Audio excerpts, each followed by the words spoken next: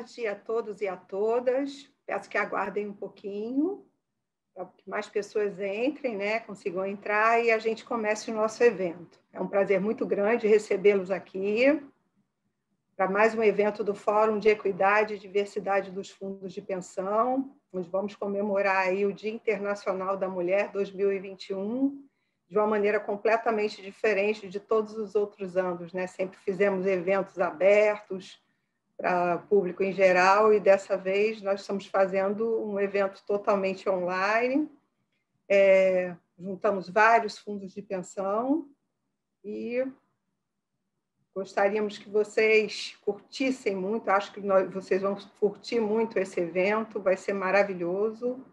Então, muito bem-vindos, todos e todas. Vamos aguardar só mais um pouquinho.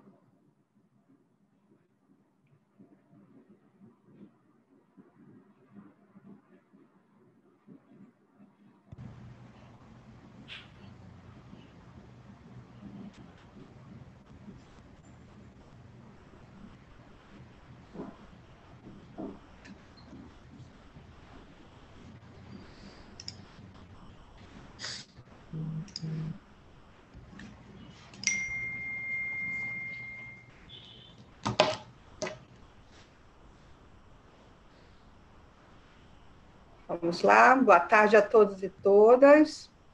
É um prazer enorme recebê-los aqui, participantes, assistidos, gestores, dirigentes, público em geral, de várias entidades de previdência complementar, comemorando esse Dia Internacional da Mulher 2021.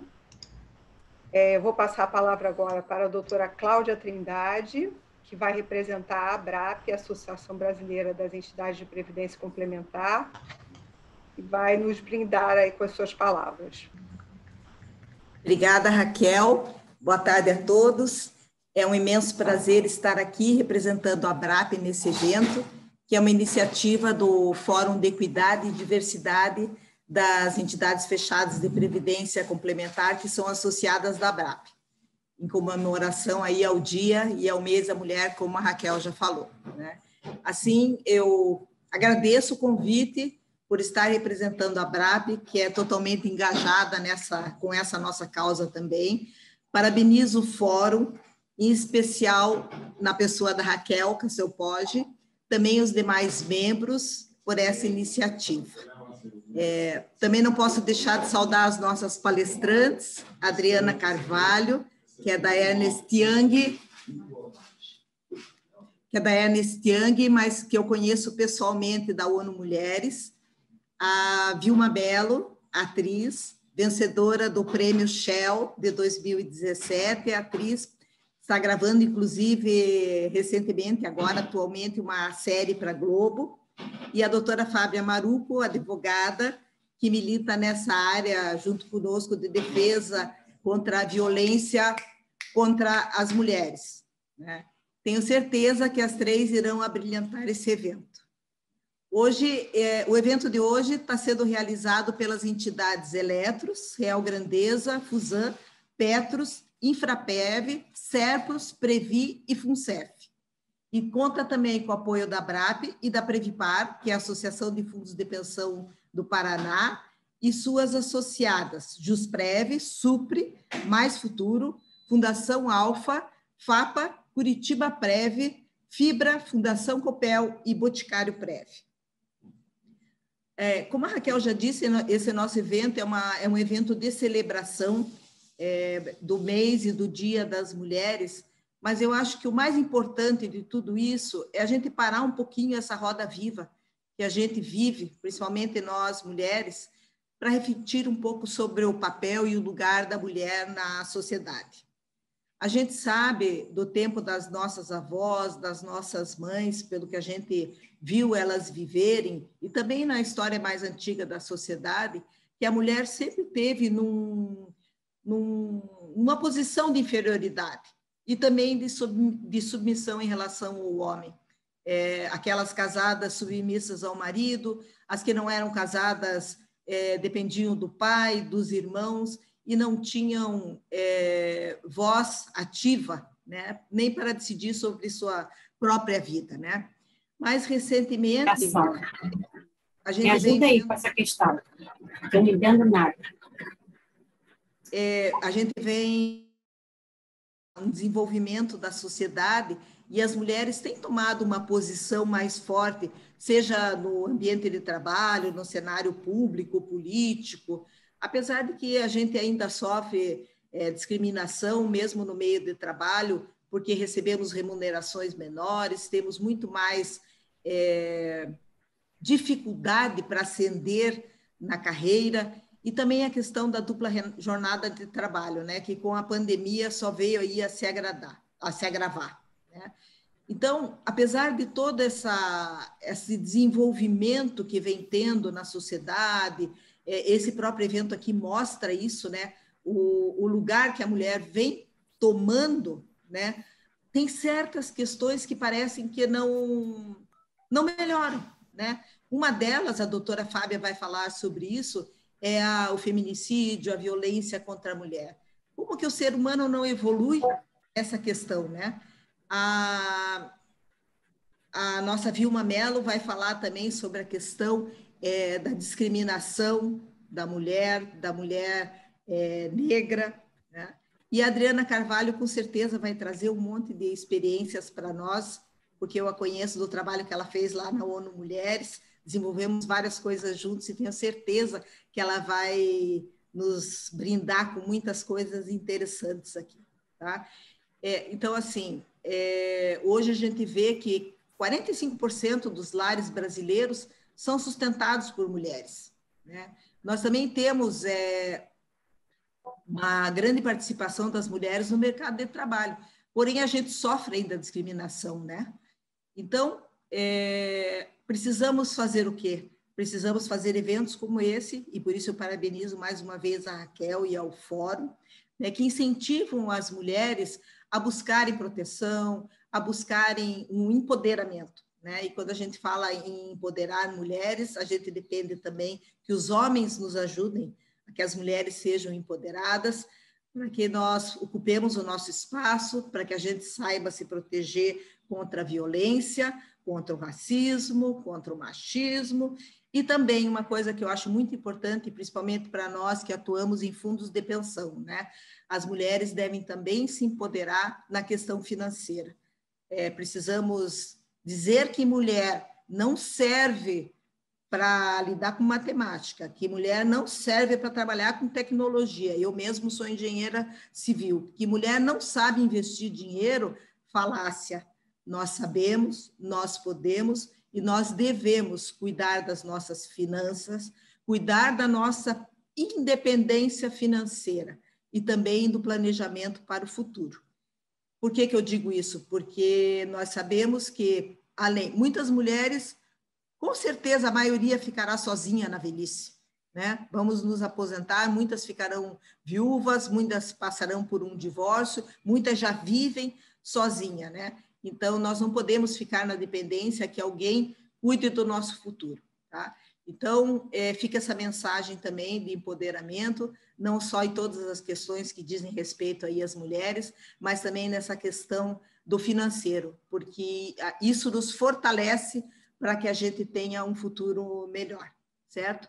Então, não vou gastar muito tempo aqui, porque eu já tive uma palhinha do que vão ser as palestras, elas vão ser fantásticas, não percam, fiquem até o final, vocês vão gostar muito do que a gente vai ouvir aqui, tá? Então, mais uma vez, muito obrigada pelo convite, parabéns pela iniciativa e muito obrigada, feliz mês das mulheres a todas, né? E obrigado pelos meninos que estão presentes também. Muito obrigada, Raquel.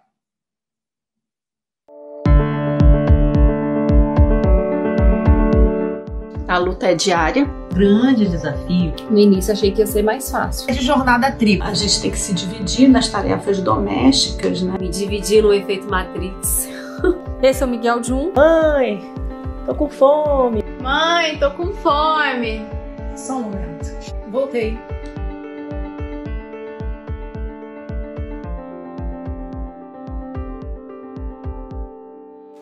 Eu me chamo Renata Tamara e estou à frente da Gerência Jurídica de Relações Institucionais do Infrapre. Olá, colegas, tudo bem? É com imensa satisfação que eu saúdo a todos os participantes deste Fórum de Equidade promovido pelas entidades fechadas de Previdência Complementar. Olá, boa tarde. Meu nome é Elaine Martins. Eu sou coordenadora da área de relacionamento da FUNCEF, também sou casada e mãe de 3 filhos. Olá, sou Simone Castelão, gerente de pessoal e administração na Eletros, responsável pelas áreas de gestão de pessoas, administração, seguros, imóveis e documentação e informação. Oi, meu nome é Daniela Ribas. Eu sou atendente da Central de Relacionamento da FUNCEF.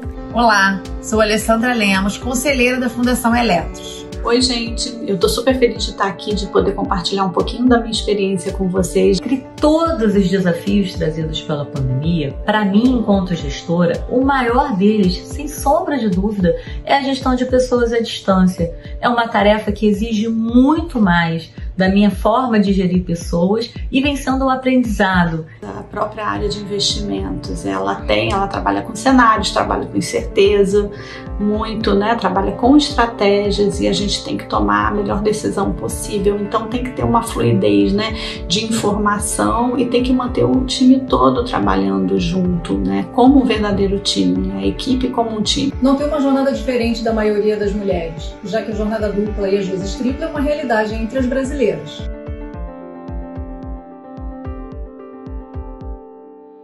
Quando eu deixo um pouco de lado algum aspecto da minha vida, os meus filhos, ou o meu trabalho, ou a minha casa, eu tenho aquela síndrome do pato, que eu não fiz nada certo. Mas com o tempo a gente foi criando rotinas, inclusive dentro de casa as tarefas foram melhores distribuídas, incluindo as crianças. E até às vezes é difícil, né? Então, uma emoção assim. Mas não é impossível e é um privilégio também, né? Apesar de ser um desafio, é um privilégio poder fazer tudo isso dentro do conforto do nosso lar, com as pessoas que nós amamos e o melhor, que é a insegurança. Existe dentro da minha casa algo que eu acho muito interessante, que não é uma divisão de tarefas masculino ou feminino. Meu marido ajuda muito e a minha filha também dá a colaboração dela. Nós somos muito adaptáveis, nós somos muito guerreiras.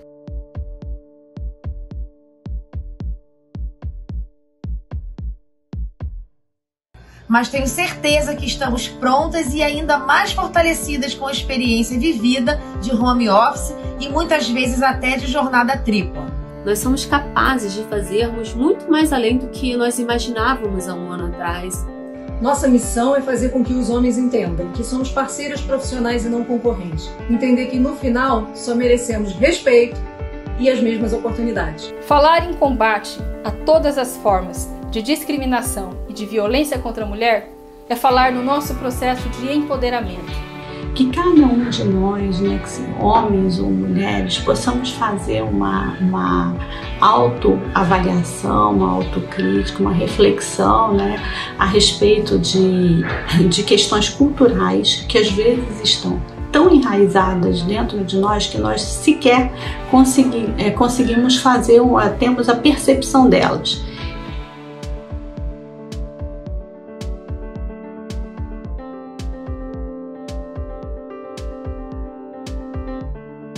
Eu realmente gostaria muito que a minha filha tivesse um futuro, encontrasse um mercado de trabalho melhor do que eu tenho hoje.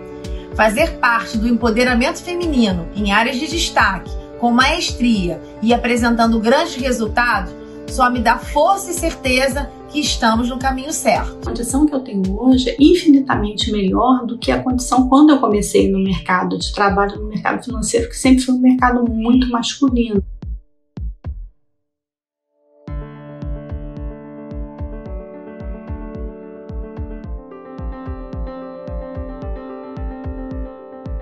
Só vai sobreviver quem realmente for um ser adaptável. E nós, mulheres, que nós temos de resistência e que nós somos adaptáveis, a gente tira, né, de letra. Parabéns para você, guerreira, que conseguiu superar esse desafio também. O home office é um presente, mas o mais importante é que pedir ajuda é um laço para esse presente. Às vezes pode ser muito difícil, mas eu tenho certeza que nós sairemos desse momento muito mais bonitas.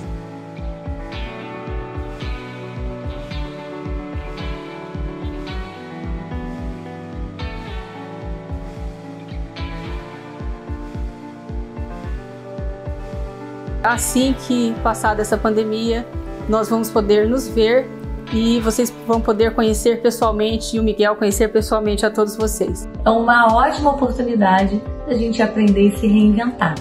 E a todas as mulheres, um feliz Dia Internacional da Mulher.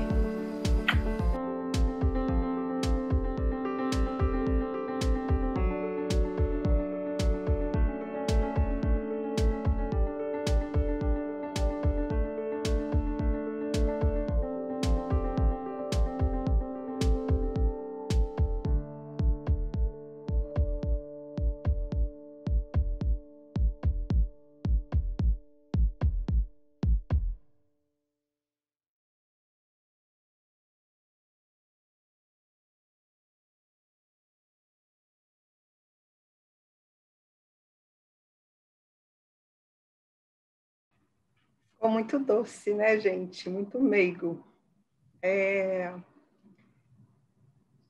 gente espera que vocês tenham gostado. Se der tempo, a gente passa de novo no final, tá? Eu vou passar a palavra agora para Adriana Carvalho, para fazer a apresentação dela.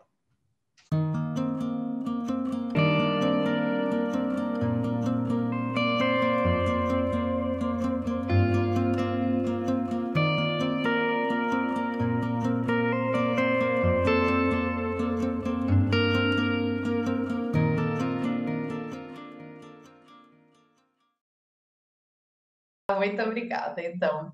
Boa tarde aí a todos, todas, todes. É um prazer estar aqui com vocês, é um prazer, tem sido um prazer compartilhar essa jornada por um mundo melhor com pessoas como a Raquel e a Cláudia, e eu agradeço mais uma vez a confiança de estar aqui com vocês. Então, como a Raquel falou, sou a Adriana Carvalho, hoje eu estou na UI, né, a Ernst Young, empresa de auditoria e consultoria. Eu sou diretora da área de diversidade e inclusão e também responsável pela área de responsabilidade social corporativa.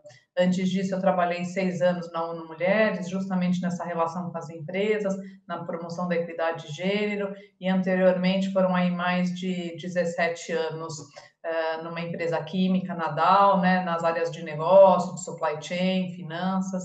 Eu sou formada em economia, né, com mestrado em administração, então essa parte econômica é uma parte que fala diretamente comigo. Eu gosto muito e eu acho que o empoderamento econômico ele é muito importante para todas as outras partes, né? Então, com isso, eu vou dividir aqui alguns slides com vocês para amparar a minha fala. E Raquel vai sinalizando aí qualquer questão em relação ao tempo. Então, vamos ver se eu acerto aqui dividir, se vocês conseguem ver bem. Só um segundinho, que eu vou já dividir tudo. Então vamos, eu vou optar por esse primeiro aqui, que daí eu acho que vocês conseguem ver tudo. Dá para ver meus slides? Sim, Adriana, estamos vendo bem. Então, excelente. Então, para mim, lugar de mulher é onde elas quiserem, né? E eu começo assim nesse mês tão importante do Dia Internacional das Mulheres. Eu acho que é sempre uma data de celebração, de agradecimento e de reflexão, né? Então, eu começo aí parabenizando e celebrando as muitas mulheres que vieram antes da gente, né? Que fizeram com que a gente nem notasse que alguns direitos adquiridos não eram direitos das mulheres há 100 anos atrás. Parabenizo todas as mulheres que seguem lutando, que seguem aí contribuindo para esse mundo melhor, e espero que com isso as próximas mulheres tenham um mundo muito melhor e quem sabe em breve esse dia não precise nem fique mais um dia de memorar o passado, mas não mais de ter que falar do presente, que a gente atinja realmente direitos, oportunidades, deveres com igualdade com homens. E as mulheres na sua multiplicidade, né? Eu gosto de falar sempre mulheres no plural, porque somos muitas, né? Somos mulheres brancas, mulheres negras, mulheres indígenas, mulheres mais velhas, mulheres com deficiência, né? Mulheres mais novas. Então, a gente sempre tem que pensar que tem aí muitos recortes. Então, eu quero começar mostrando um vídeo de 1 minuto para vocês, que é um vídeo que a gente fez aqui internamente para comemorar esse mês, e eu gostei bastante, eu acho que ele é bastante inspirador. Então, eu vou mudar de tela, me avisem se mudou a tela, e eu vou pressionar o play aqui, vamos ver se vai. Sim, mudou, tá tudo ok.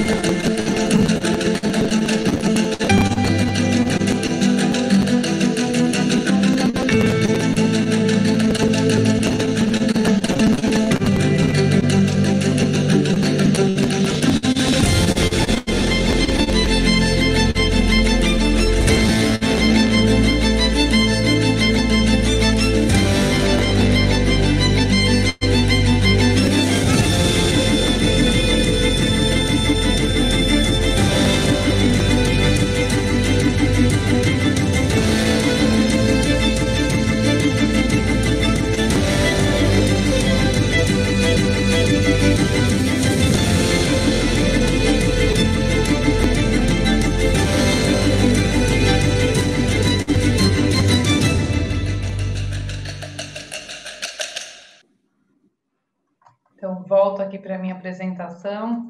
Eu gosto bastante dessa proposta da gente pensar realmente a equidade de gênero como a solução de problemas tão complexos e que foram aí exponenciados, agravados ou ficaram escancarados durante a pandemia, né? Então, acho que isso é muito poderoso e deixo aqui a pergunta, né? O que mais que a gente vai fazer para acelerar esse processo, para ir mais rápido e para ir mais fundo e fazer realmente com que essa jornada seja mais efetiva.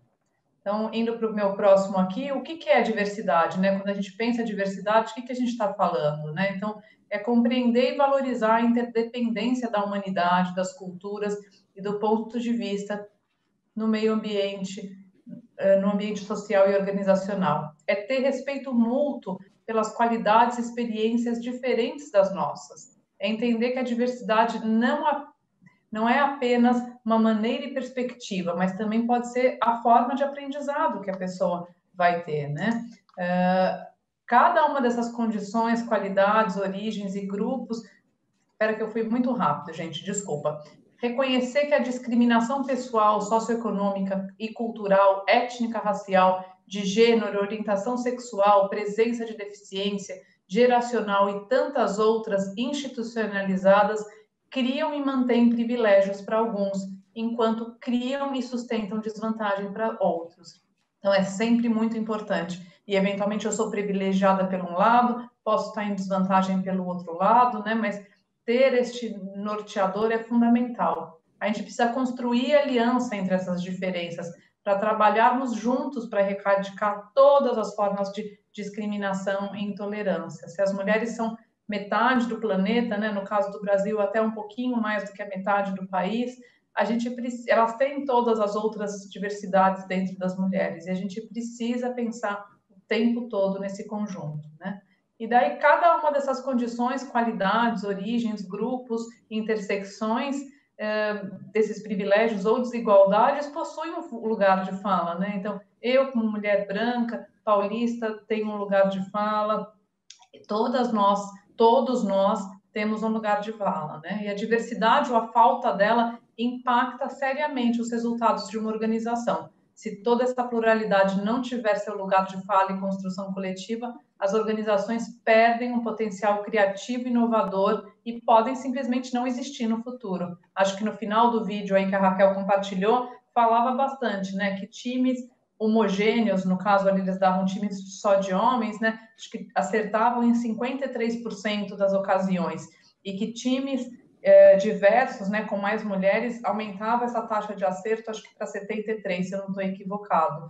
Acho que é sempre importante mostrar que, por outro lado, quando a gente está num time diverso, a gente fica um pouco mais inseguro, porque normalmente a solução construída não vai ser a solução inicial de nenhum de nós, né? Vai ser uma solução realmente co-criada com os diversos pontos de vista.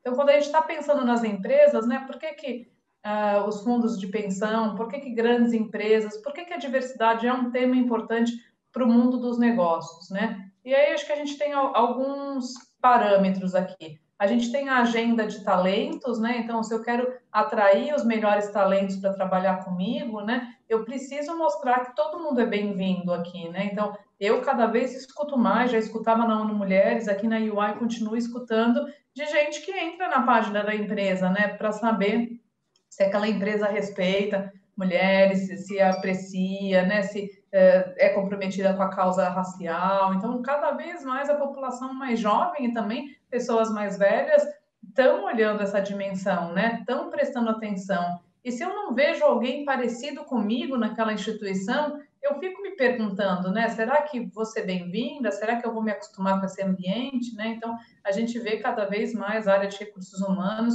se preocupando em dar visibilidade para as muitas profissionais e profissionais do seu quadro, né, para mostrar que pertence. E muitos dos fundos aqui estão ligados a empresas aí em ramos muito pesados como engenharia, eletricidade, né? E ainda muito masculinos, né? E se a gente não mostra que, sim, as mulheres nessas carreiras ainda podem estar subrepresentadas, mas elas existem, né?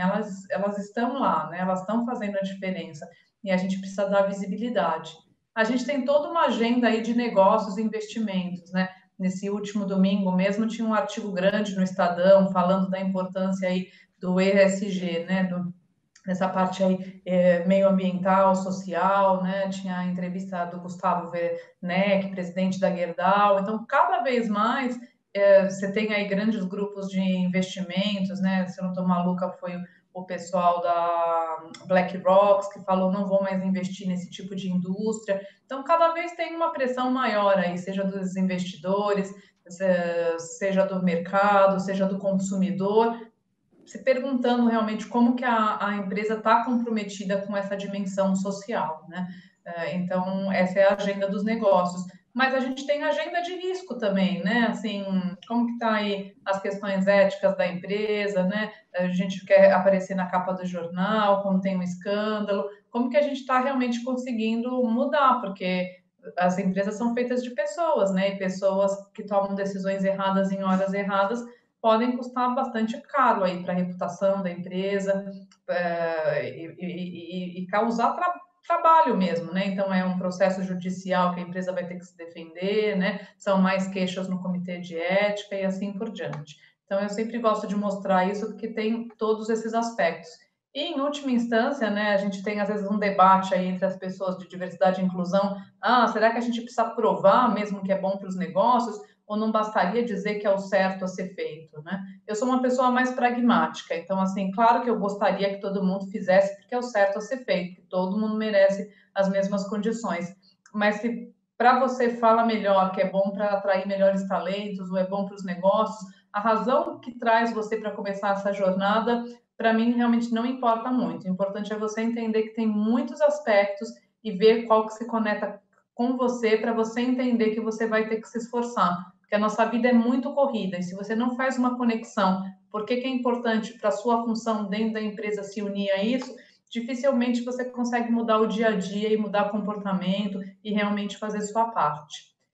É uma jornada, tá? Então, assim, a empresa tem que começar com compromisso, esse compromisso tem que vir da alta liderança, a empresa tem que alocar recursos, né, humanos e financeiros, a empresa precisa pensar no processo, na governança, né? Então, quem na empresa vai ficar responsável pelo tema, como que a gente vai orquestrar, como que essa empresa vai prestar, esse comitê responsável pelo tema vai prestar contas para a alta liderança da empresa, qual que vão ser os indicadores principais para a gente entender. E daí começa realmente mãos à obra, né? A primeira coisa é você saber o diagnóstico, né? Se você não tem um diagnóstico da onde você está, das suas principais coisas, fica difícil estabelecer qualquer aí plano de ação, né? Uma vez que eu sei o meu diagnóstico, eu consigo pensar quais são as minhas metas, quais são as ambições, né? Então, por exemplo, hoje minha empresa tem só 30% de mulheres, né?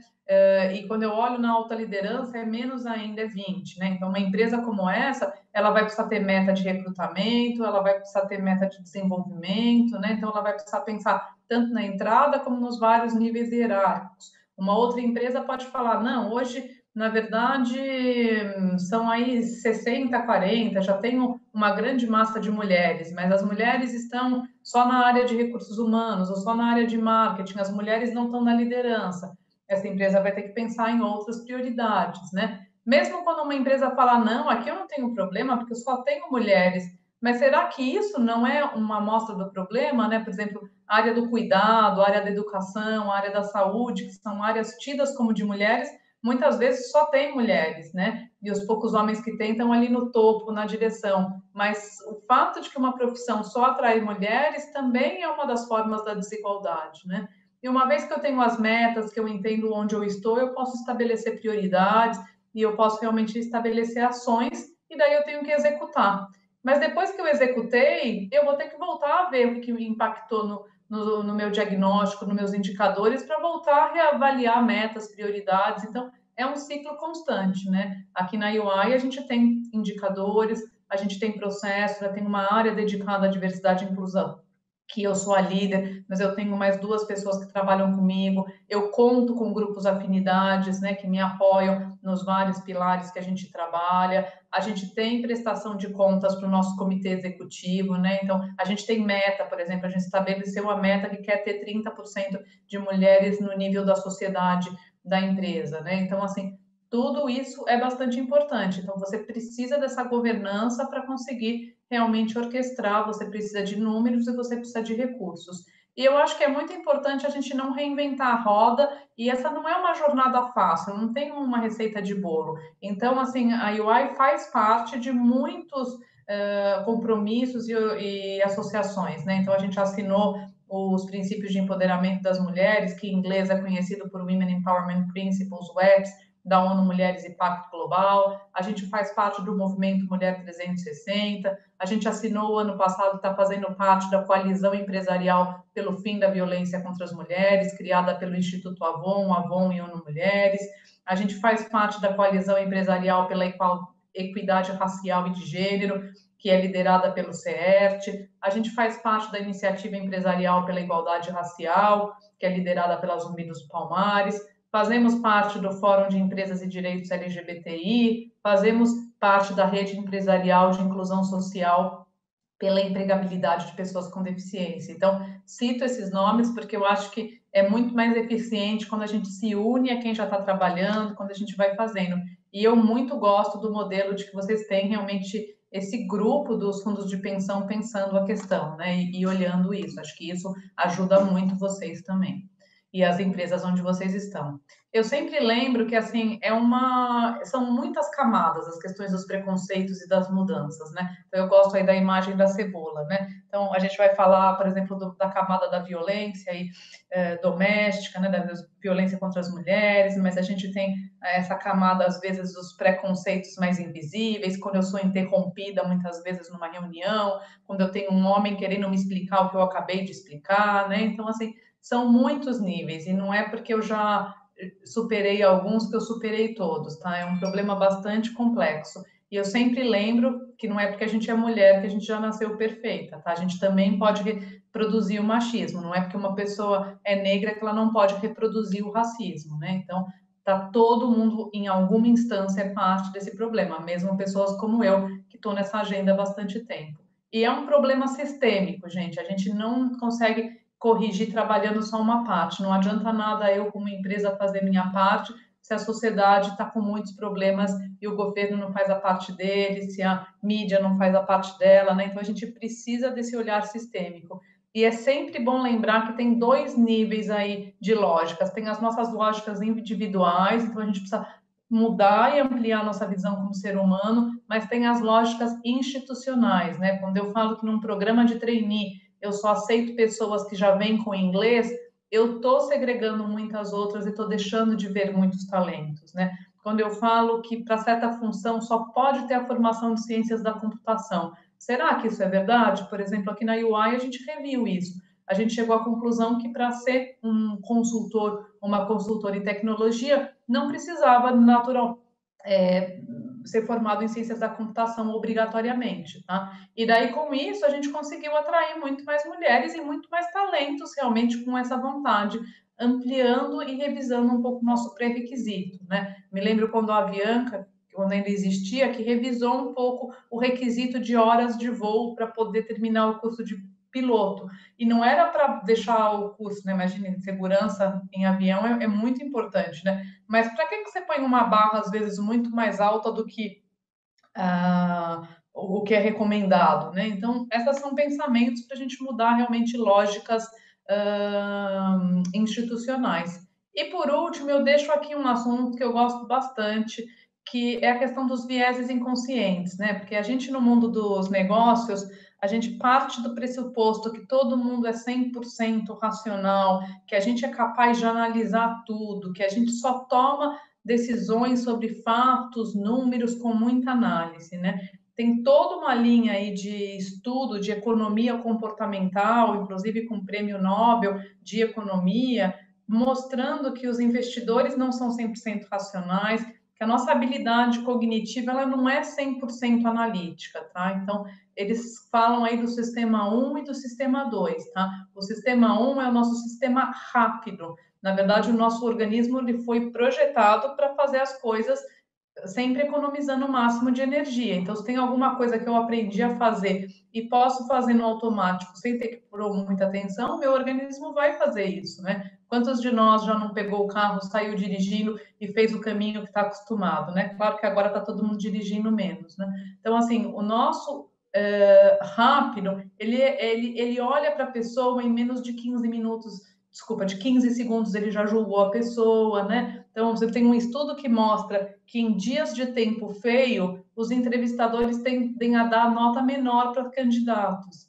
Tem outros estudos que mostram, quando eu mostro um currículo, simplesmente mudar o nome da pessoa no currículo, o resto tudo é idêntico, faz com que as pessoas avaliem aquele currículo diferente, né? Então, um experimento bem famoso do currículo da Jennifer e do John, que era para ser contratado como coordenador de um laboratório, né? Então, muito mais gente contrata o John em vez da Jennifer, muito mais gente quer ser mentor ou mentora do John, e o salário que oferecem para o John é maior, mas não tem absolutamente nenhuma diferença, é o mesmo currículo, tá? E o nosso consciente é essa nossa parte lenta, analítica, né, deliberada. Então, por exemplo, quando eu sou obrigada a ler, às vezes, uma coisa com uma letra pequena, eu sou obrigada a pôr mais atenção e eu forço um pouco mais o meu sistema consciente, eu leio menos no automático, né? Por exemplo, se eu estou ouvindo uma pessoa que está duro para mim me conectar,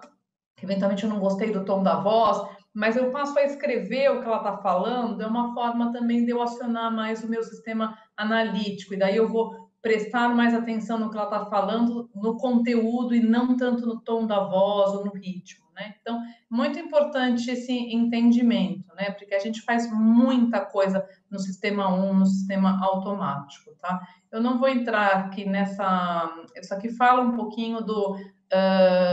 que o sistema 1, ele foi criado não só na nossa memória pessoal, tá? O sistema 1, ele veio um pouco nessa memória coletiva, né? Ah, você vê um leão, você sabe que é perigoso, né? Então, são coisas que foram feitas aí na evolução do homem, tá? E da mulher. Então, é muito automático e não é uma coisa só da sua memória, tá? E o outro não, é esse que requer realmente esforço, e tudo que eu faço para que ele se esforce, eu consigo ser um pouco menos automática e um pouco mais analítica. Mas, assim, eu não quero deixar de ser automática, porque isso faz com que eu sobreviva. Eu não quero realmente de manhã, às vezes, ter que pensar na roupa que eu vou colocar, e se eu colocar mais automático, se eu amarrar meu tênis automático, é bom, né? Não é tudo que é automático é ruim. Então, o que a gente chama de vieses inconscientes são realmente esses estereótipos sociais que estão tão impregnados na gente, que façam com que a gente realmente classifique de forma diferente, né? Então, quando a gente pensa na questão das mulheres, por exemplo, mulheres que estão em posição de poder, a gente, mulheres e homens, entende que posição de poder a pessoa tem que ser mais assertiva, controlar melhor suas emoções, né? Muitas características, às vezes, um pouco mais ligadas aos homens. E se eu sou uma mulher, ao mesmo tempo, socialmente, vocês esperam que eu seja uma pessoa que cuido mais, que harmonizo o ambiente, que faço uma série de coisas. Então, quando eu estou num cargo de poder, se eu não vou um pouquinho para a característica do masculino, as pessoas acham que eu não sirvo para aquela posição. Mas se eu vou demais para a característica do masculino, eu sou uma mulher que estou deixando sangue na mesa, eu me masculinizei, né? Então, eu estou dando um exemplo aqui com mulheres, mas serve para todo mundo que é diferente dessa figura que a gente associa mais comumente ao poder, que é um homem branco, de um bom nível sociocultural, né? Então, toda vez que você tem dimensões que estão diferentes dessa, a gente vai ser cobrado por um comportamento muito mais estreito, né? A gente faz isso de propósito? Não, né? Por exemplo, vocês podem se perguntar daqui para frente, né? Quando quer dar algum feedback para alguma mulher, mesmo sendo mulher, tá? Será que eu faria esse comentário se fosse um homem? Será que realmente isso é um problema, né? Feedbacks de comportamento com mulheres são bem mais frequentes do que homens, tá? E daí, assim, o que a gente faz com essa informação, né? Vocês podem estar falando, legal, Adriana, você explicou, mas então se a gente não vai eliminar os vieses, se todo mundo tem, como que a gente faz para melhorar essas questões, né? Então, assim, primeiro vamos expandir nossa rede, nossa visão, né? Vamos conhecer mais do mundo. Então, se hoje eu tenho pouco contato com pessoas com deficiência, como que eu posso ter mais contato, né? E, obviamente, as deficiências são muitas, né? Se eu não me relaciono com tantas mulheres no meu trabalho, né? Você tem uma imagem, por exemplo, que mulheres não servem para liderar tal área. Deixa eu ir atrás, deixa eu conhecer algumas mulheres que estão nessas áreas em outros lugares. E quanto mais eu conheço das pessoas, mais eu vou tratando do indivíduo e menos dessas características estereotipadas do coletivo, né? Então, esse esforço de eu conhecer as pessoas é fundamental. Mas, às vezes, eu não vou ter tempo, não vou conseguir conhecer todo mundo. Posso ler um livro, posso assistir um filme, né? Acho que tem muita coisa aí para a gente abrir o nosso mundo. Por exemplo, eu, pessoalmente, nesse último ano, eu gosto bastante de ler, eu tenho lido muitos livros de autores africanos, e dos vários países da África, porque a África é um continente aí com muitos países diferentes, né? Essa é uma maneira de eu conhecer um pouco mais e tirar o meu estereótipo da África sem ter que visitar a África, né? Então, assim, essa é uma parte. A outra parte é eu identificar colegas que têm algumas preferências diferentes da minha, né? Então, se eu vou fazer um processo seletivo ou estou avaliando a performance de alguém, posso convidar, por exemplo, a Cláudia, que sei que a Cláudia vai olhar mais isso e eu aquilo. E daí a gente pondera um pouco as visões. Então, assim, tem vários mecanismos para a gente ir lembrando. Eu posso trocar imagens na minha cabeça, né? Se isso me lembra isso, eu vou ver um homem negro no shopping com uma joia na mão, vou achar que ele é um ladrão, né?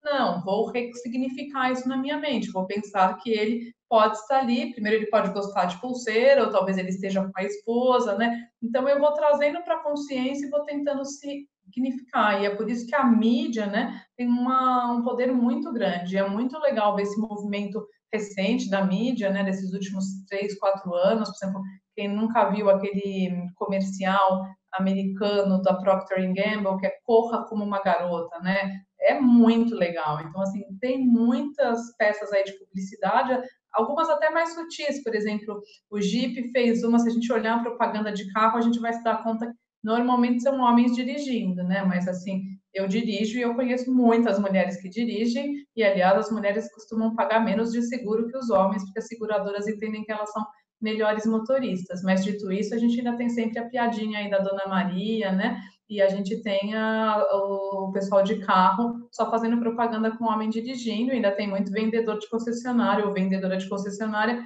que pode subestimar a opinião de uma mulher ou começar falando só olhando para o homem, se ela estiver acompanhada de um homem, né? E eventualmente perder uma ótima cliente. Então, eu tinha para dividir com vocês era isso. Eu acho que o poder econômico, ele move muitas coisas num país, numa economia, e é fundamental que as empresas prestem atenção nisso. É fundamental que quem investe nos outros, no mercado de capitais, comece a cobrar das empresas esse tipo de responsabilidade, né? Eu acho que as grandes empresas podem fazer um trabalho muito grande com a sua cadeia de valores, né? Trazer fornecedores menores para essa agenda, mostrar que isso é o certo a ser feito, mas é também a decisão mais inteligente, que com equidade de gênero a gente vai achar soluções de uma maneira muito mais rápida para esse monte de problema que a gente tem aí na humanidade. Porque independente de ser mulheres e homens, eu acho que se eu perguntar para muitas pessoas hoje, muitas pessoas estão sofrendo, muitas pessoas estão desanimadas, né? Muita gente está querendo uma vida diferente, padrões diferentes, né? Então a gente tem que se unir e precisa da inteligência de todo mundo para chegar lá. Com isso eu gosto de falar, mas eu terminei e eu espero ter respeitado mais ou menos o tempo, Raquel. Então volto com você. Super agradecer, Adriana. Super agradecer. Olha, Adriana, maravilhosa a sua apresentação. Era realmente isso que a gente queria. Peço que você fique mais, porque provavelmente vem perguntas aí. E passar a palavra para a doutora Fábia Maruco. Obrigada, Raquel.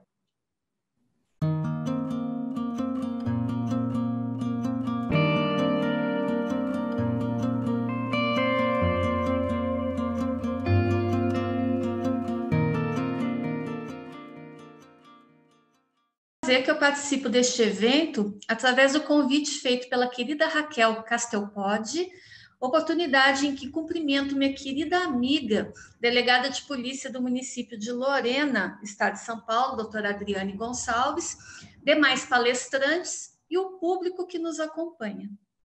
Dentro do meu tempo de fala, eu trarei para vocês informações acerca dos impactos da violência doméstica na pandemia, dividindo a minha exposição em 3 partes, tá?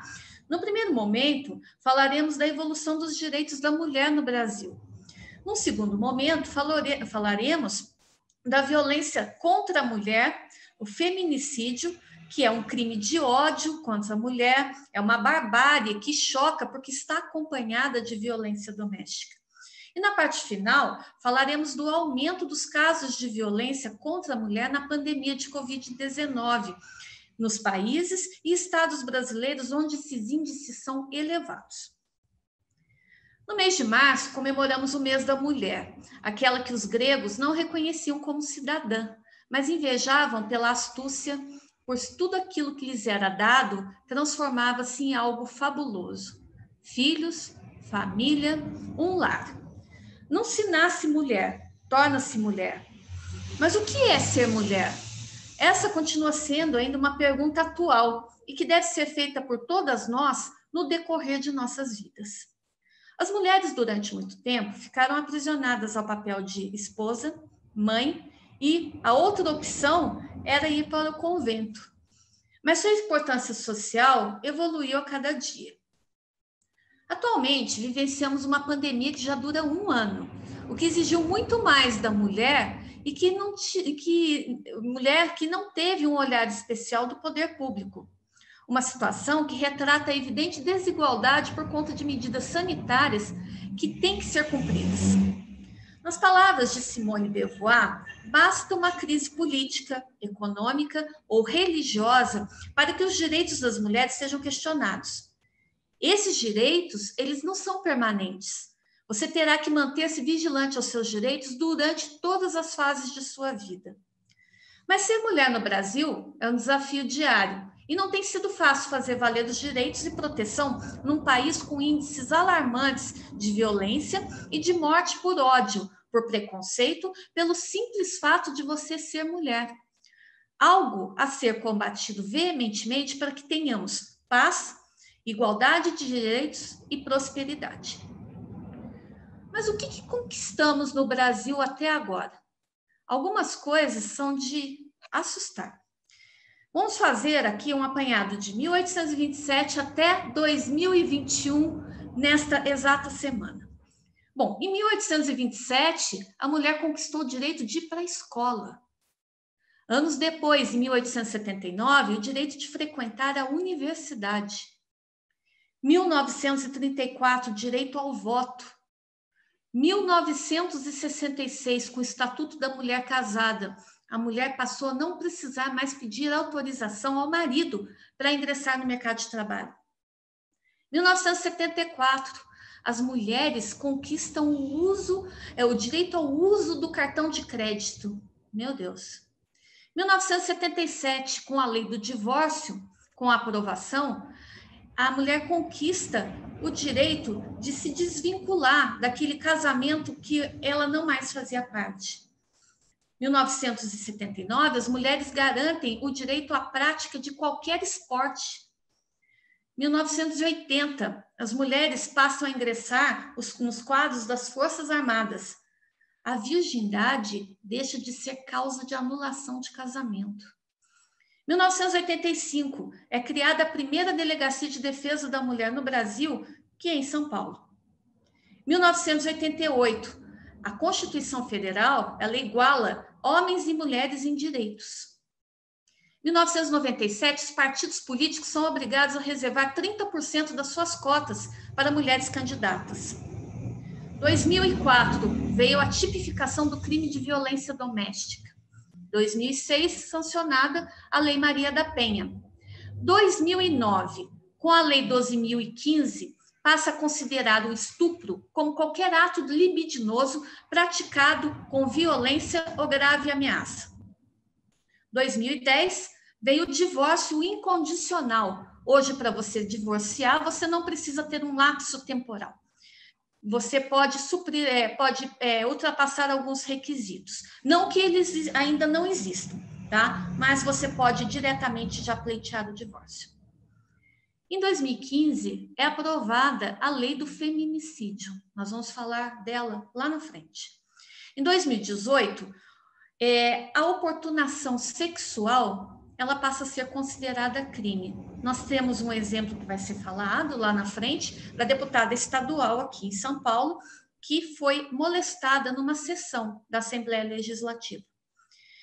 Em 2021, esta semana, com a decisão proferida pelo ministro Dias Toffoli do Supremo Tribunal Federal, nós alcançamos uma conquista histórica.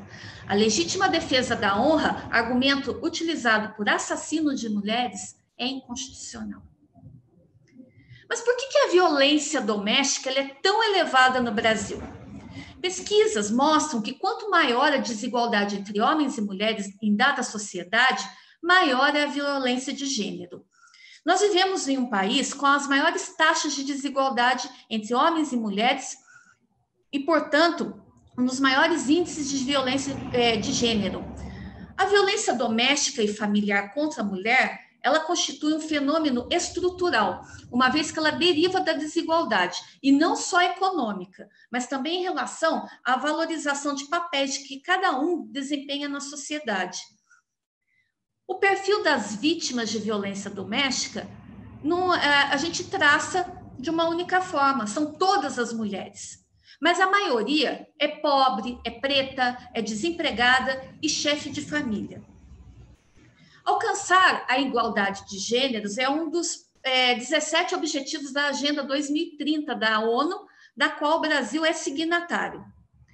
No entanto, o nosso país ocupa atualmente o 5º lugar no ranking de homicídio de mulheres, e somente no ano de 2017, veja, 2017 é a última estatística feita, tá? Foram registradas mais de 260 mil agressões a pessoas em razão do seu gênero.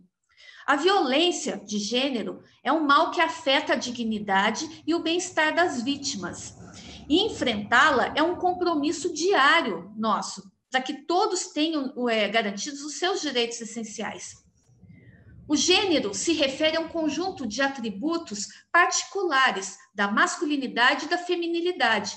Nesse sentido, é uma construção social e que não decorre de aspectos naturais. Eu posso ter nascido no gênero feminino, mas posso não me reconhecer mulher.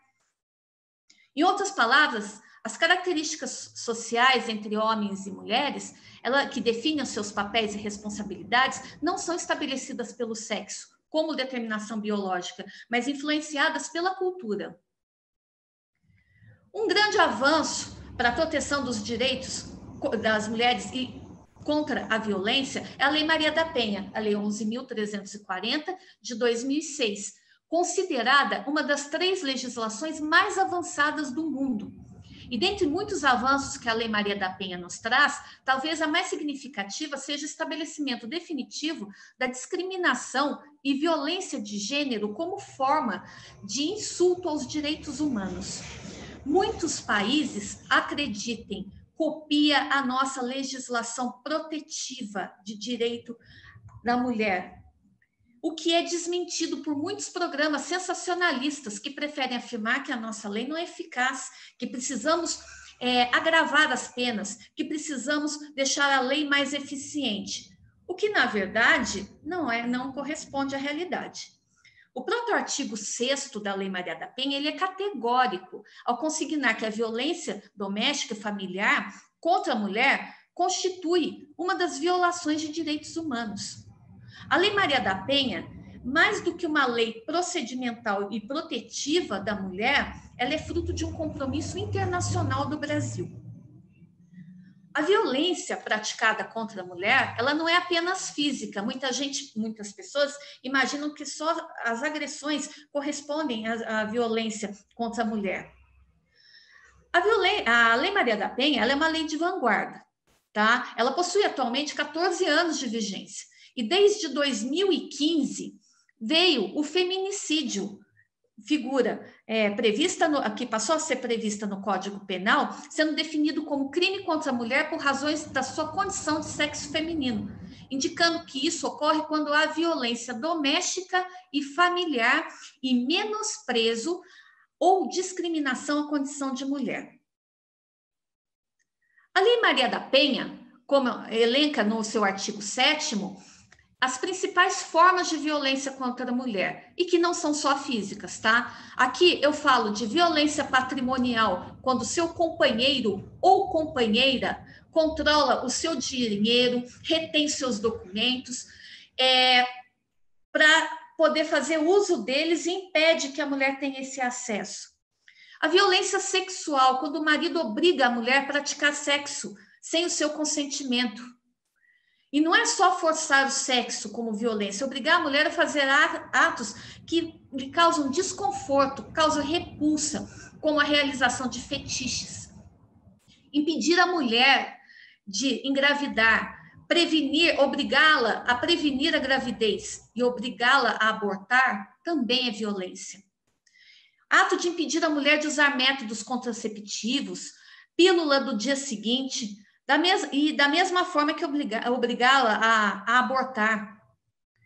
A violência física, que é a mais conhecida, é de provocar lesões graves e que são visíveis, né? A violência moral ela é tão comum, é expor a vida íntima da mulher, falar sobre a vida do casal para outras pessoas. Uma violência psicológica, fazer a mulher achar que está ficando louca.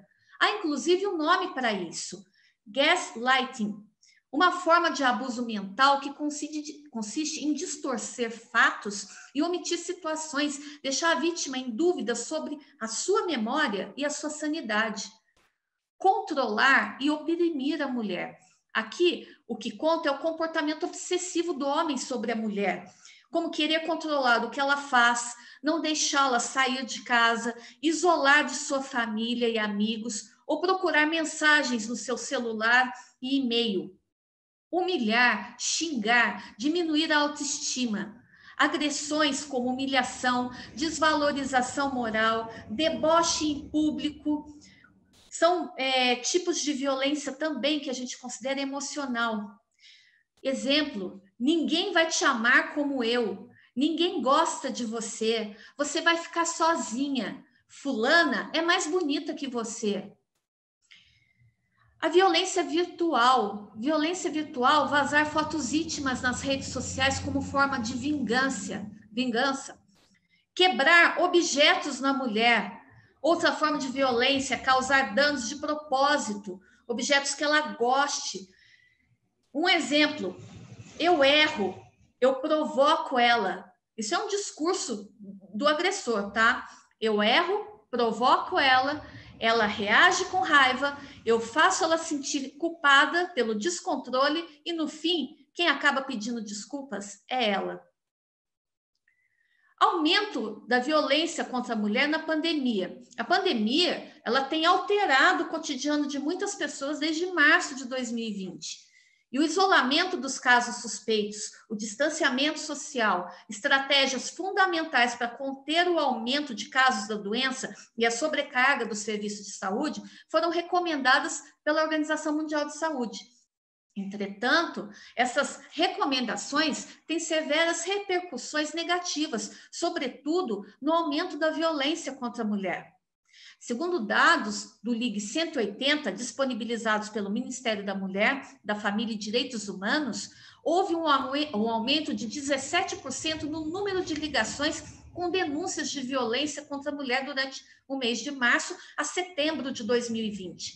O aumento de casos chama atenção para a maior possibilidade e menor visibilidade da situação.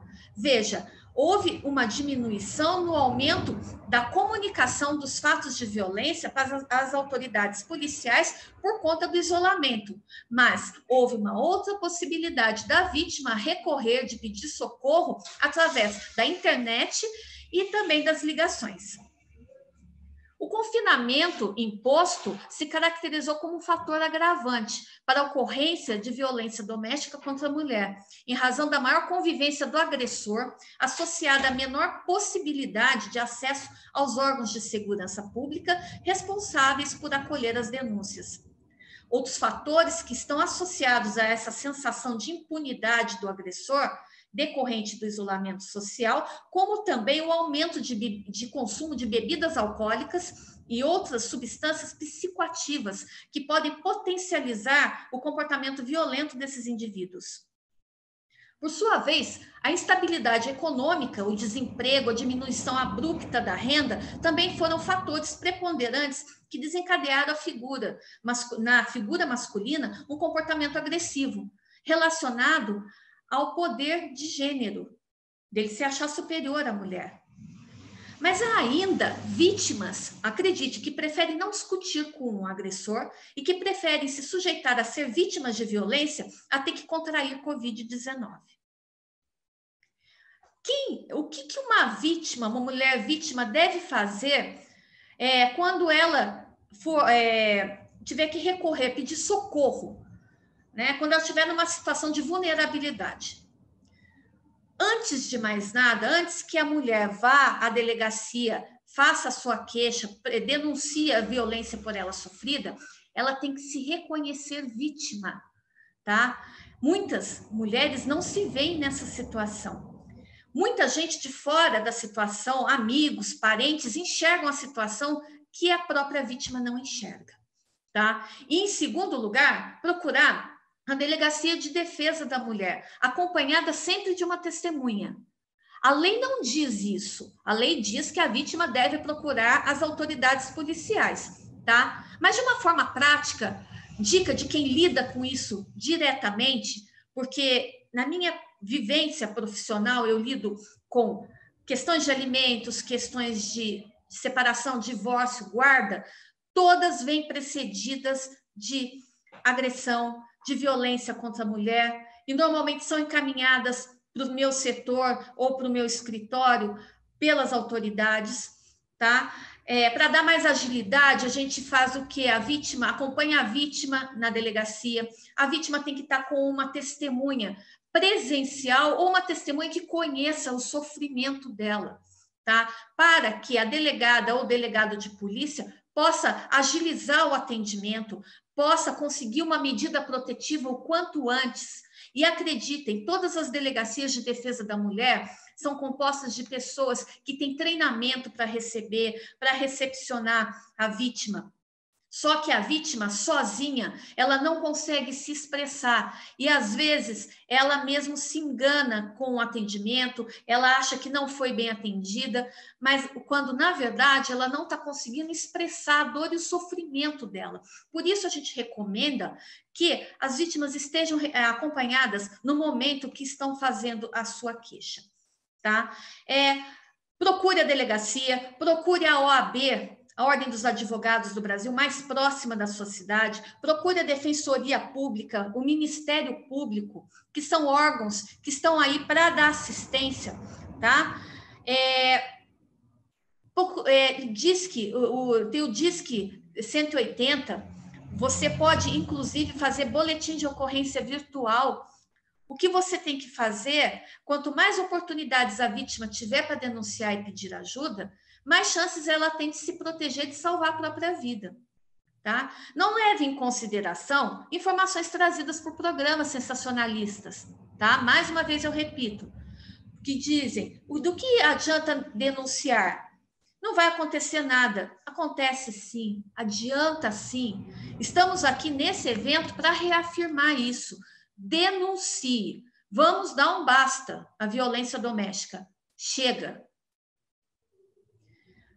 Num segundo momento agora, eu vou falar de uma forma bem rápida na questão do feminicídio, porque o tema ele é muito vasto, mas a gente precisa trazê-lo aqui nesse fórum para que as pessoas conheçam, para as pessoas tenham consciência do que é o feminicídio, que todo mundo ouve falar muito na imprensa, todo mundo fala nas redes sociais, mas é importante que a gente pontue o que seja.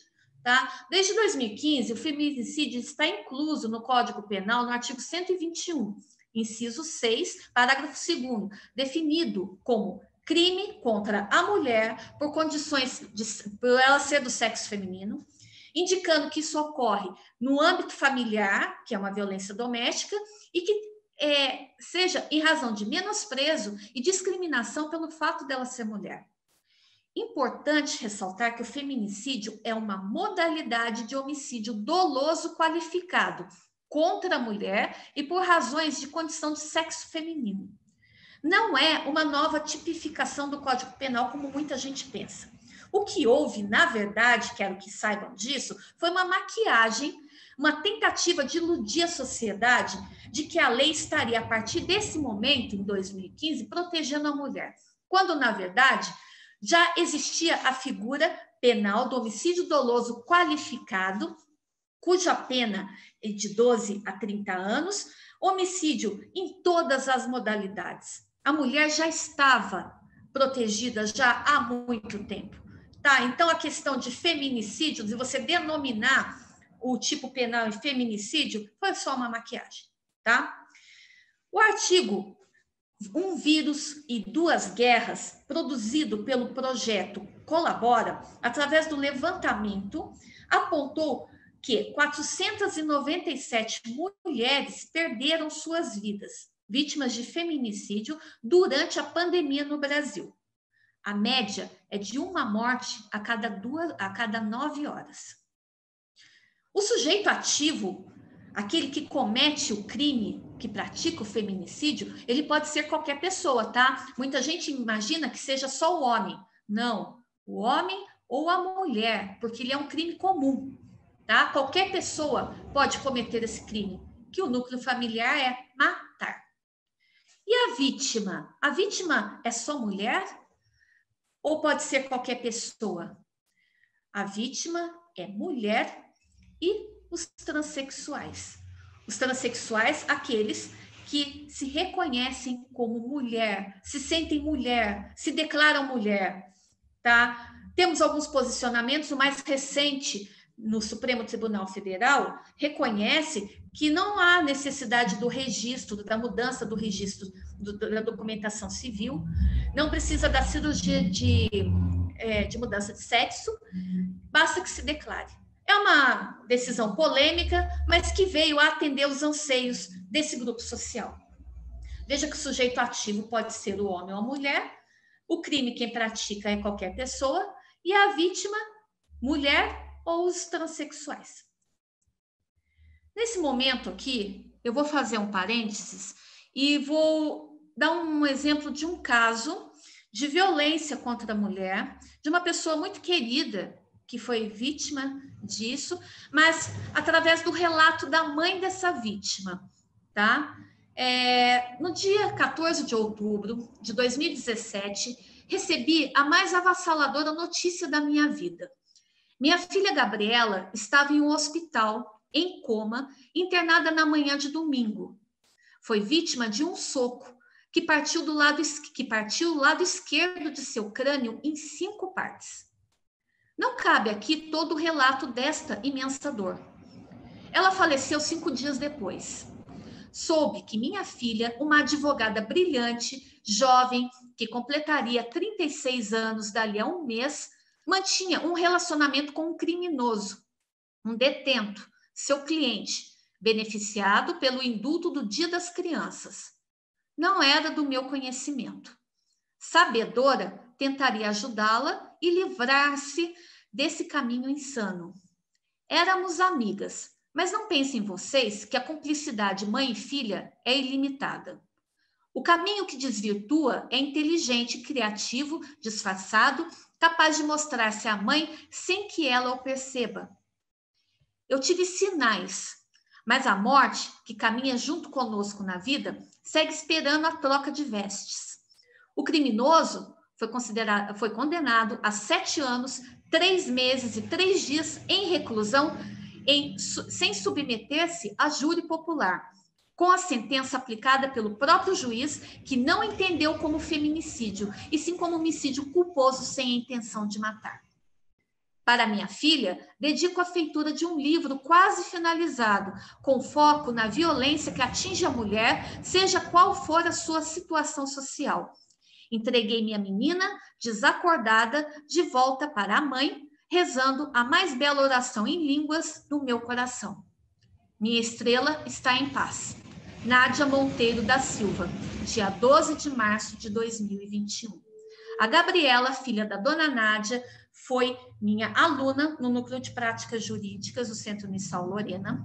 Posteriormente, passou no exame da ordem e, de tão brilhante que era, começou a trabalhar, a fazer a defesa no Tribunal do Júri, na cidade de comarca de Guaratinguetá. Mas, por esse episódio, ela colocou, por conta desse envolvimento amoroso, ela foi condenada à morte. Então, vejam que o feminicídio, violência contra a mulher, ela atinge todas as classes, todas as camadas sociais. Segundo dados do 180, disponibilizados pelo Ministério da Mulher, houve um aumento de 17% no número das denúncias, né? E o confinamento social imposto contribuiu para um aumento assustador. Na colocação em relação a países que praticam feminicídio e violência contra a mulher, o Brasil ocupa o 5º lugar, perdendo apenas para El Salvador, 4º país mais violento do mundo e o 1º em relação ao feminicídio, tá? Que é a Colômbia, Guatemala, e seguido da Colômbia, Guatemala e Rússia. É um peso desproporcional, porque o Brasil tem o melhor diploma legal do mundo em proteção da mulher e, em tese, deveria ter muito menos casos. O problema está na execução da lei e na forma da mulher vítima ser tratada com dignidade. Uma mulher vítima que busca no judiciário proteção que muitas vezes ela não encontra. Situação que foi retratada há tempos atrás, numa audiência onde a vítima havia sido estuprada e ela sozinha, diante de um juiz, de um promotor e de um advogado de defesa, foi menosprezada. Um fato bastante conhecido, tá? E que tem que ser combatido, porque o judiciário está aí para proteger e não para fazer a vítima se sentir pior do que ela já está. Um outro dado importante é que o Brasil é o 2º país mais perigoso do mundo para a mulher viver, perdendo apenas para a África do Sul. Os casos de feminicídio cresceram 22,2% em 12 estados durante a pandemia. E segundo dados do Fórum Brasileiro de Segurança Pública, produzidos pelo Banco Mundial, tá? Dentre esses estados, houve aumento de casos. Em primeiro lugar, no Acre, de 300%. Em segundo lugar, no Maranhão, 166%. E no Mato Grosso, de 150%. Apresentaram queda. Espírito Santo, menos 50%. Acreditem, Rio de Janeiro, menos 55%. E Minas Gerais, menos 22,7%. Veja que os dados que são trazidos aqui, esses dados oficiais, na verdade, eles não correspondem à realidade. Por quê? Tratam-se de subnotificações. Existem situações de violência doméstica que não são trazidas a conhecimento da autoridade policial. Então, pode ter certeza, há muitos e muitos e muitos mais casos. Onde e como denunciar? Muitos aqui já ouviram em algum momento da sua vida que briga de marido e mulher não se mete colher. Quem que já não ouviu isso? Mas saiba que nesta briga a gente deve meter a colher, o garfo, porque você está salvando não só uma vida, mas uma família inteira. Denuncie pelo 180, faça sua denúncia também pela Defensoria Pública do Estado, procure a Ordem dos Advogados, o Ministério Público, Delegacia de Polícia. Mas saibam também que mais recentemente foi aprovado no nosso Senado a PL 2510 de 2020, que obriga síndicos e vizinhos a informarem as autoridades policiais sobre casos de violência doméstica dentro dos seus condomínios. Diante de tudo isso, é possível a gente comemorar o Dia da Mulher? Eu diria que sim. Eu diria que sim, porque muita coisa foi feita e muita coisa há de ser feita. E tudo que nós conquistamos tem que ser comemorados. Temos que nos valorizar. Somos pessoas imprescindíveis à sociedade. Nós somos pessoas que batalhamos por tudo que é de melhor, temos sensibilidade para enxergar situações e somos competentes e perfeccionistas naquilo que fazemos.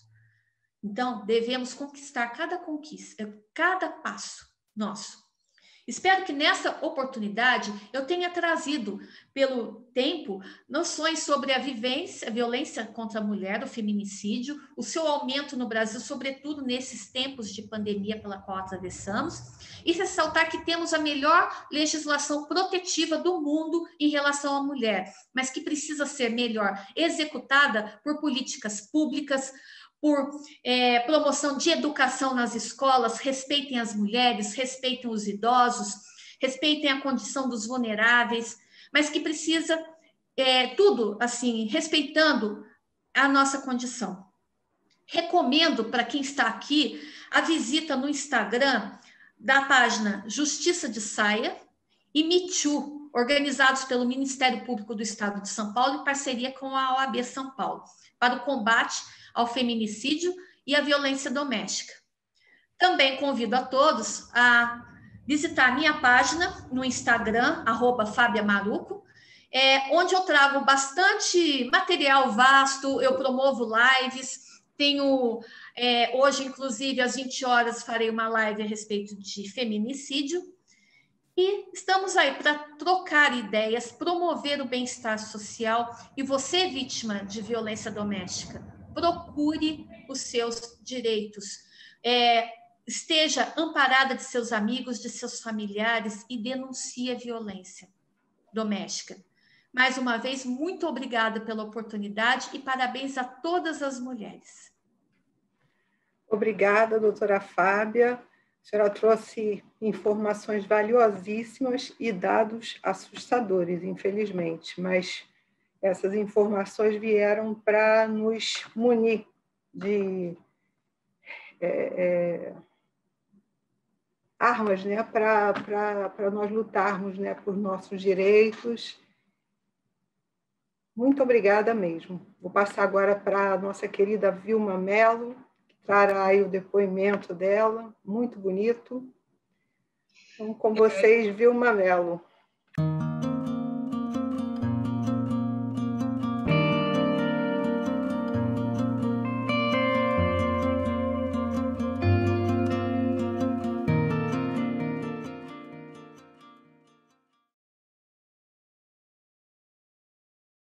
Todas vocês que estão aqui presentes e todos também que podem estar aí, todos, as palestrantes maravilhosas, assim, como é que se fala depois da doutora Fábia, né?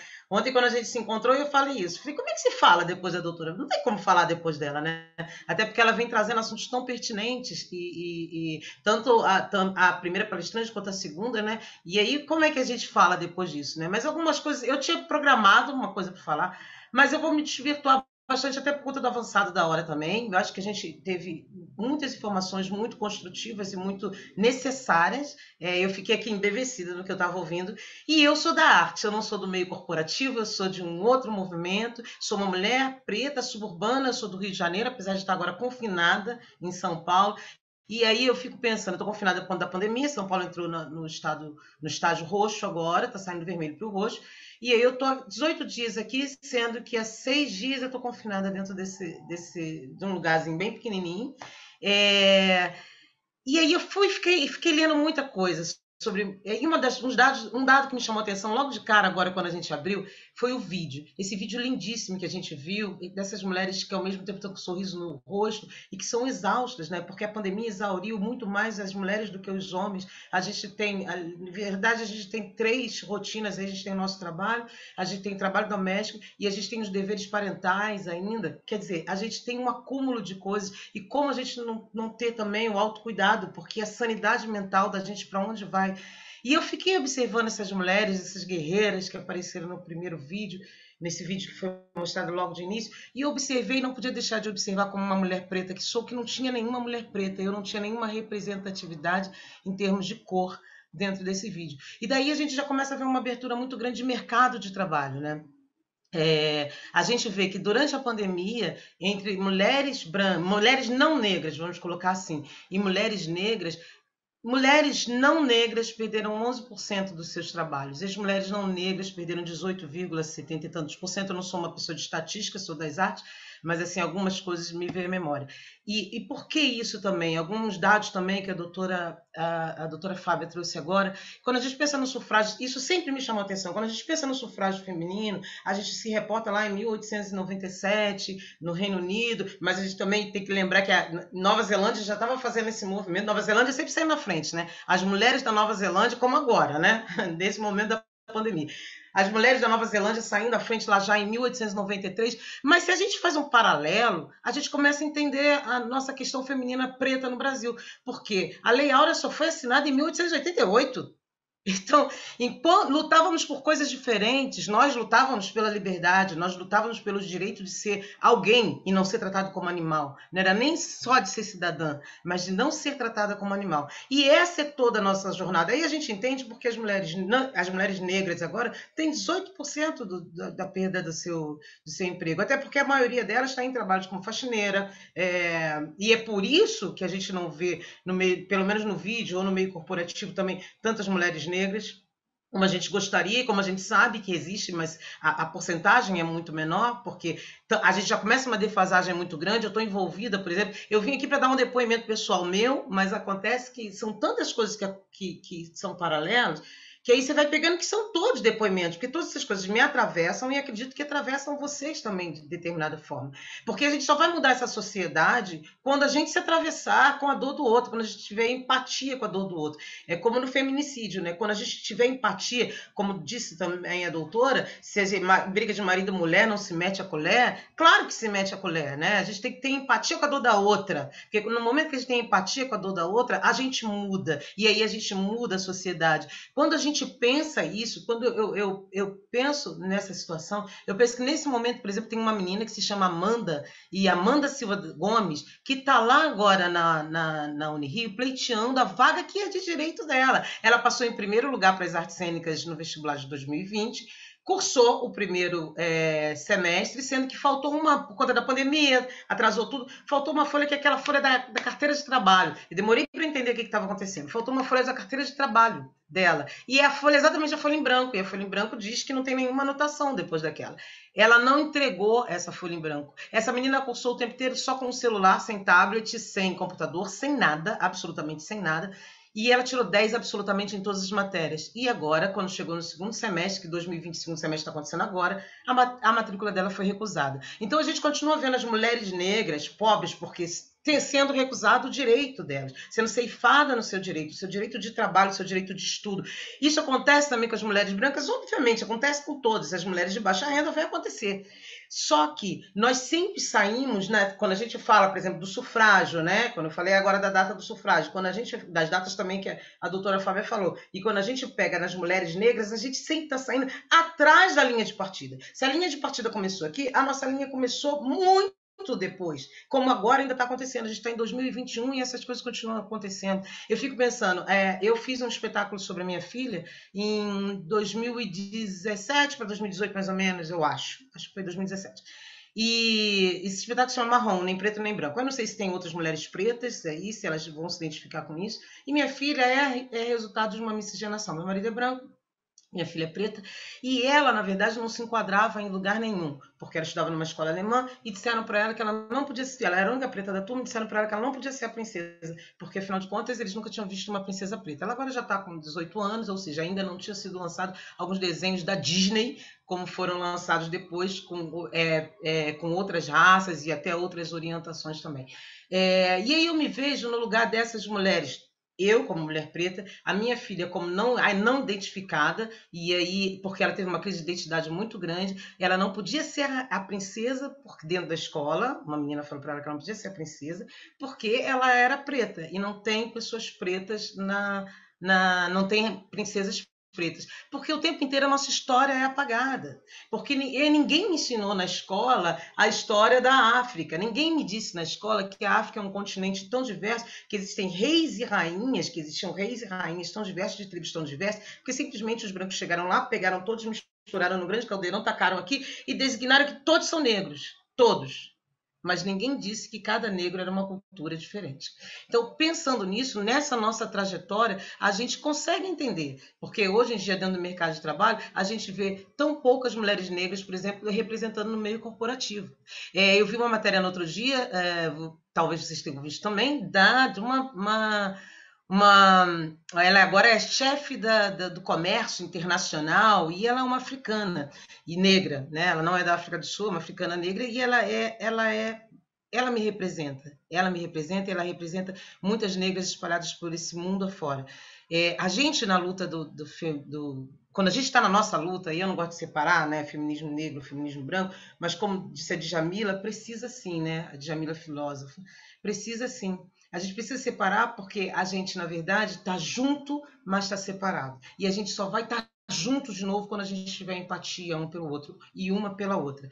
Não dá para a gente passar na rua e dizer aquela luta não me interessa. Quando você vê um ato de racismo acontecendo com uma mulher ou com um homem que seja negro, a gente precisa sim interferir. Está na mão da gente, eu como mulher negra e vocês que estão do outro lado, que sejam brancas ou de outras etnias.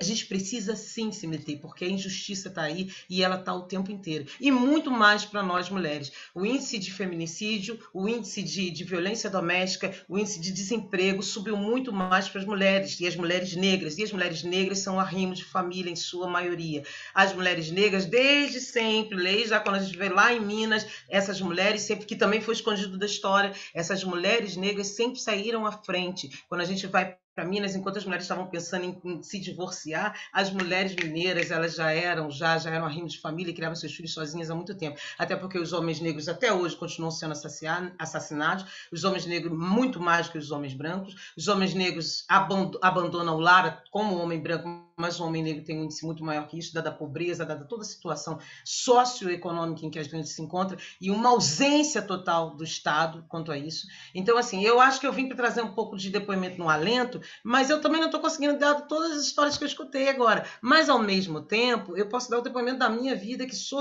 como eu disse, sou mulher preta, suburbana, e quando eu entrei na Universidade do Rio de Janeiro, eu era única. Só tinha eu de preta lá, não existia nenhuma outra pessoa. Existia uma depois que teve que sair porque precisava trabalhar. E só isso, Chaco, de contar isso já é duro. E a gente não tinha uma dramaturgia, como até hoje em dia a gente se luta muito ainda para ter uma dramaturgia própria para os negros. Então, o meu trabalho era, eu fazia as práticas de montagem. O que é a prática de montagem? A prática de montagem é uma obra cênica que você tem que fazer para apresentar e você tem que fazer uma por ano. Então, eu fazia dentro de sala de aula, eu sempre era escolhida para ser do grupo. Todo mundo me queria no grupo. Quando chegava na prática de montagem, que era a prova final, você tinha que montar um texto, aí você pegava um Chekhov, você pegava um Brecht, você pegava um Shakespeare, não tinha espaço para mim, porque afinal de contas você tinha que respeitar o tal do physique de rôle. O que é esse physique de rôle? Esse physique de rôle é como você lê o personagem. E aí você lê aquele personagem como não preto, obviamente, porque você está falando de autores que não são pretos. Aí a gente transpõe isso agora para 2021.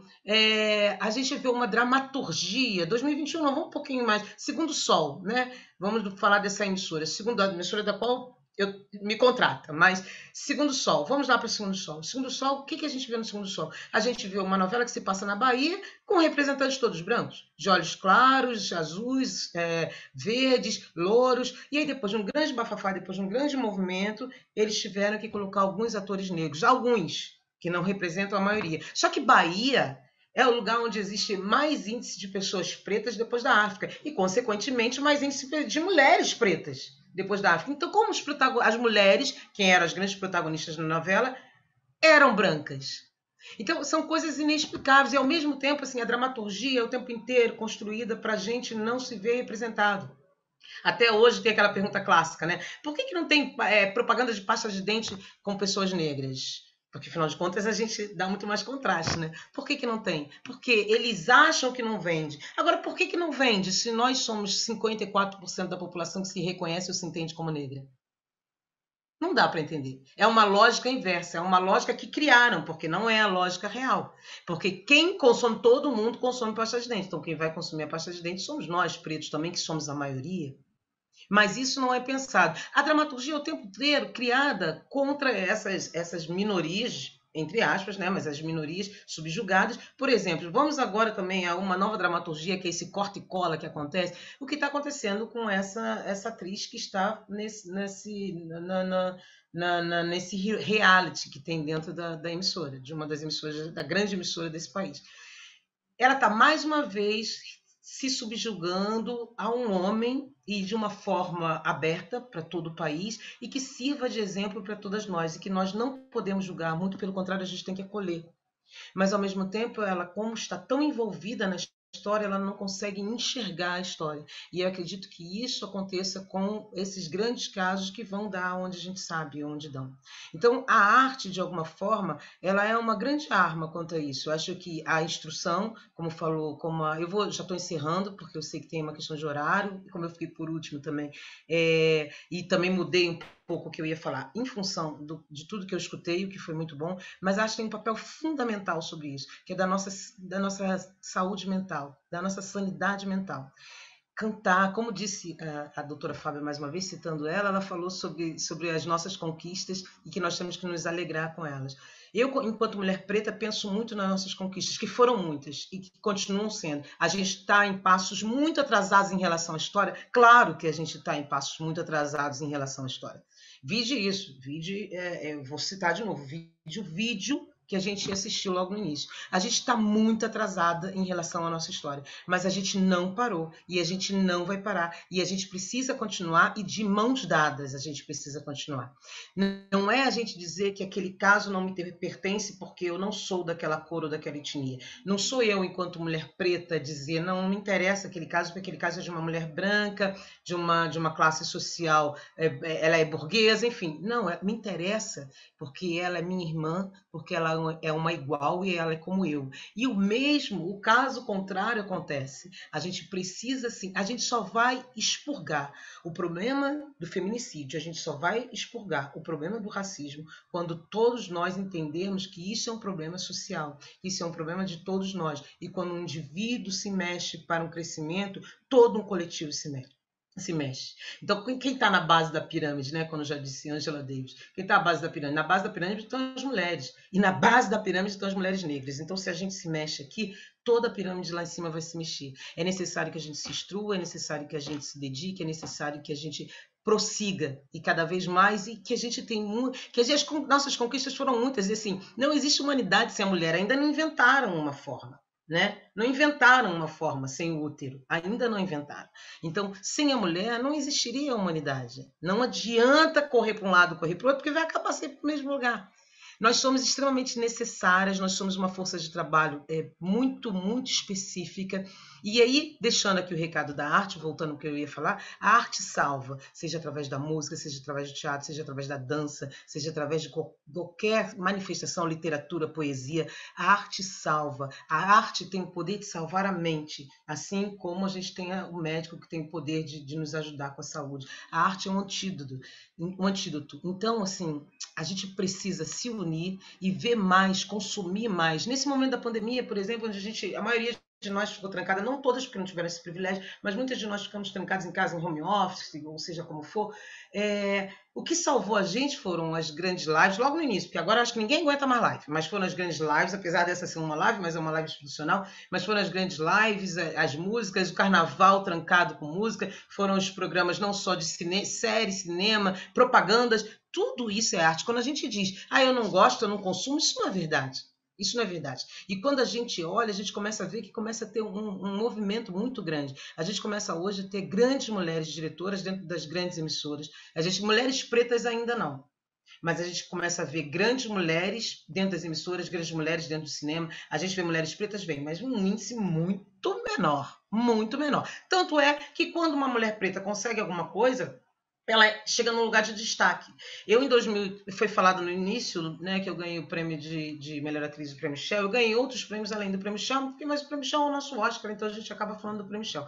E eu fui a primeira mulher negra em 29 edições a ganhar o Prêmio Shell. E agora a gente está na 32ª edição, então estamos indo para a 33ª, mas 2020 vai pular, porque não houve produção suficiente para isso. Eu apresentei as 2 últimas edições, então eu posso falar de boca cheia que eu não entreguei o prêmio para nenhuma outra mulher preta. E isso é um problema. Essas mulheres pretas não existem? Claro que elas existem, eu sou a prova cabal delas. Se é uma alegria eu ter ganhado esse prêmio, é uma vergonha, é uma tristeza a gente pensar que em 29 edições nunca foi premiada uma mulher preta. Como assim? Cadê Dona Ruth? Cadê a Léa Garcia? Cadê Dona Ruth de Souza? Que todo mundo fala, a grande dama, né? A gente fala muito da Fernandona, a quem eu tenho todo o meu apreço, que é a grande dama do teatro. Assim como Dona Ruth de Souza também era a grande dama do teatro e muito mais velha. Só que o reconhecimento sempre vem muito tardio, sempre vem depois. Sempre vem... Aí dizem, a Dona Ruth nunca ganhou porque a Dona Ruth nunca fez um papel protagonista. Não é verdade. Ela nunca fez um papel protagonista na televisão. Mas ela sempre fez grandes papéis e no teatro ela sempre foi a musa do teatro. Só que a gente frequenta pouco. Eu sei que a nossa sociedade frequenta pouco o teatro. E as mulheres muito menos por conta de várias coisas, né? É filho, é casa, é o trabalho. Quando a gente chega em casa, a gente já está exausto. Eu confesso para vocês, por exemplo, que agora eu acabei de sair de uma outra reunião e dizendo que a gente aqui vai ficar confinado até o dia 30. Não vamos poder sair daqui, mas algumas pessoas vão ganhar o direito de voltar para casa. Por alguns motivos pessoais. Eu sou uma dessas pessoas. Eu fico pensando se eu vou querer sair daqui, se eu vou querer voltar para casa, porque aqui pelo menos eu consigo descansar. Eu tenho reunião, eu saio daqui agora, eu sou júri de um prêmio da Zona Oeste, faço palestra, dou aula, eu sou professora do município também, mas ao mesmo tempo, eu aqui não estou tendo os trabalhos domésticos que eu tenho na minha casa. Será que eu não estou um pouco mais confortável? É egoísmo ou isso é saúde mental? Aí eu não sei. Fica isso, então. Fica o meu grande beijo para vocês, o meu grande abraço, um agradecimento às palestrantes que vieram antes de mim. Eu falei bem rápido, eu já falo rápido naturalmente, mas eu falei bem rápido, tentei ser bem sucinta no que eu tinha para falar. Eu tinha várias histórias para contar, mas eu sei que a gente precisa de um tempo agora para a gente poder debater, vocês poderem fazer perguntas. Eu mesmo tenho várias perguntas para fazer. Algumas eu já fiz no off, né, ontem com a doutora Fábio, mas eu tenho algumas perguntas para fazer. E vocês são do meio corporativo, então é muito melhor vocês fazerem perguntas direcionadas às pessoas que efetivamente estão falando para vocês, do que eu que venho com um lugar mais artístico, mais lúdico, mais poético, né? Então, muito obrigada ao convite, Raquel, mais uma vez, e muito obrigada às palestrantes que vieram antes de mim, porque eu adorei e agradeço muito estar aqui. Vilma maravilhosa, que mensagem linda, que depoimento, foi show demais da conta. Eu acho que a gente tem perguntas aí. Eu vou passar aí o comando para a nossa amiga Cláudia Trindade. Eu vi uma pergunta que eu não consigo ver quem que mandou, mas diz assim: gostaria que a doutora Fábia, se possível, comentasse o caso recente da Alesp. Achei. Que é a Assembleia Legislativa de São Paulo. Foi Dario Nunes de Souza que fez a pergunta. Isso, Dario Nunes. Isso. Podíamos passar para a Fábio comentar. Bom, com relação à questão que aconteceu lá na Assembleia Legislativa do Estado de São Paulo, houve um ato de importunação sexual praticada pelo deputado do Cidadania, Fernando Cury, em relação à colega dele, a deputada Isa Pena, do PSOL. Ele simplesmente chegou por trás. As imagens da sessão da Assembleia Legislativa de São Paulo mostraram claramente que ele chegou por trás e apalpou os seios da colega, né? E em depoimento à Comissão de Ética da Assembleia Legislativa, ele chega a dizer que isso foi um ato de gentileza, esse ato dele. Tá? Que foi um gesto que ele chegou a pedir desculpas, inclusive, por qualquer tipo de constrangimento que ele causou. E que a vítima, a deputada Isa Pena, ela foi revitimizada, que o papel de vítima dela está sendo muito valorizado. Tá? O que acontece é que o Conselho de Ética da Assembleia Legislativa de São Paulo está avaliando se essa conduta do deputado é quebra ou não de decoro parlamentar. E o que mais assusta nesse processo que está tramitando na Assembleia Legislativa de São Paulo é que colegas deputadas, mulheres, que sequer tiveram presentes na sessão ou que viram o que aconteceu, chegam a ajudar na defesa do deputado, dizendo que não houve constrangimento e que sugerem uma perícia nas imagens para que seja feito isso. Tá? Defendem que Isa poderia ter interpretado mal o fato dela ter sido oportunada sexualmente, o que nos causa muita indignação, muita raiva, tá? Foram ouvidas 7 mulheres, tá? 7 deputadas, tá? Para tentar comprovar isso. Só que está correndo paralelamente um processo na justiça. É a única coisa que eu posso aqui nesse momento informar, mas é um caso de exemplo típico de importunação sexual.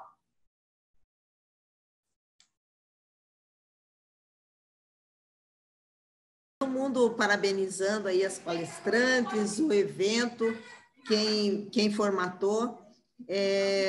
Luciano, se a gente não tem mais nenhuma pergunta, a gente podia ir para o encerramento, agradecendo muito as nossas 3 palestrantes, a Adriana, a Vilma Mello, a Fábia Maruco. Foi excelente. Eu, para mim, já quero repetir na semana que vem. Fazemos outro para continuar conversando e discutindo, porque está fantástico mesmo, né? É tanta coisa, tantos que a gente precisa discutir, e eu acho que se eu fosse deixar uma mensagem final, de tudo que eu ouvi hoje, que me sensibilizei também, né? É que nós temos que estar unidas. Se nós não estivermos todas unidas e também engajarmos os homens que nos rodeiam nesta causa, porque a Vilma falou assim, e eu entendi da fala dela, né? Não adianta só as mulheres negras quererem combater. Nós, que somos mulheres brancas, temos que estar juntas, né? Nessa mesma causa, né? A mesma coisa com relação à mulher e o homem. Nós precisamos que os homens se engajem nessa causa, senão ficamos só nós batendo panela, né? E daí alguns dizem assim, essas feministas estão aí batendo panela, tal, não sei o quê. Então, nós precisamos também que os homens entendam isso, né? Nós ontem, na nossa reunião, nós falamos, né? Metade do mundo é de mulheres e a outra metade é dos filhos dessas mulheres. Desculpem que eu estou com uma gripe, que Deus o livre. Só espero que não seja Covid. Então, é isso para encerrar. Se mais alguém quiser falar, fique à vontade. Agradeço e parabenizo aí o fórum por tudo que foi feito. O problema do racismo é um problema criado pelos brancos, né? Porque foram os brancos que nomearam a gente de negros. O problema e o problema da mulher ser tão maltratada dentro da sociedade é um problema dos homens. É um problema dos homens e é um problema das mulheres que dão vez e voz a esses homens. Então, assim, uma coisa que está diretamente interligada à outra. Só complementando o que você falou. Fábia, quer dar uma mensagem final?